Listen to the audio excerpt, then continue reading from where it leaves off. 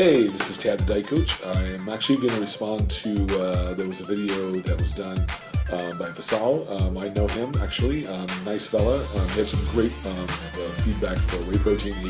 He had some suggestions about how to use whey protein, some questions that he always gets asked about whey protein, and overall, he wanted me to give you my feedback and my assessment.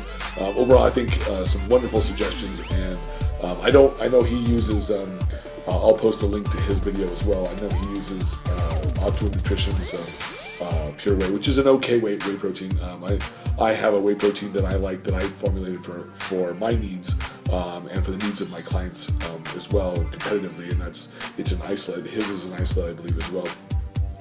But in general, I mean, I think the video is there's some really great tips about keeping some protein, whey protein in a shaker cup with you. I mean, that's wonderful suggestions for most people, because a lot of people do think that whey protein is sort of this in and out means to one of the great supplements, and truly it is a wonderful supplement, especially for those who can't always get in don't have all the high quality protein sources readily available to them all day long. So it's good to put these kinds of things in.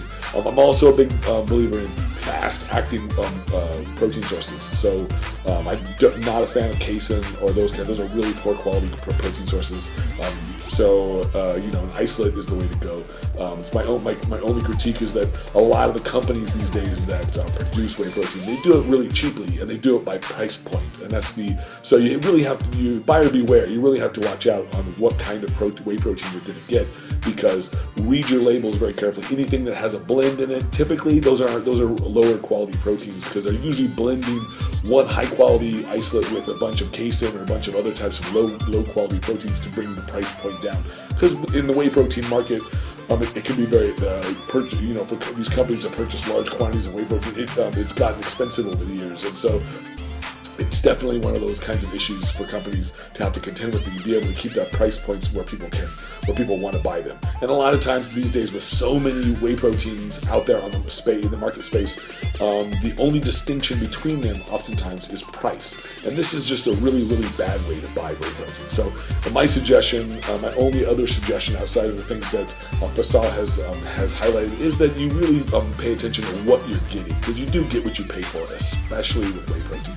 So great video, Fasal, and I'll see you in the gym most likely. But also, if anybody has any other questions for me, I'd be happy to expand on it. You can go to my website, tadthedietcoach.com, and you can go into my store, and you'll see my whey protein if you want to see what that looks like. All right, so have a great one and be positive. Thanks.